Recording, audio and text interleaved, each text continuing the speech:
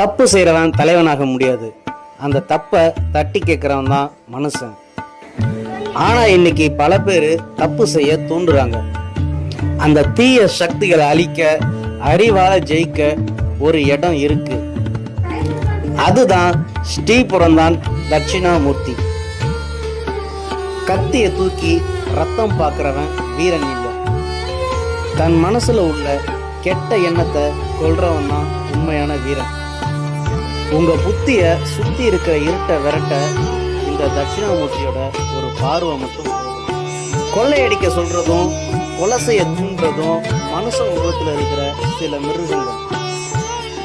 அந்த மிருக குணத்தை மிதிச்சு அடக்கத்தான் தட்சிணாமூர்த்தி காலுக்கு அடியில முயலகன் இருக்கான். இவரை வணங்குனா உங்களை சுத்தி இருக்கிற எந்த கெட்ட சக்தியும் நெருங்க கூட முடியாது.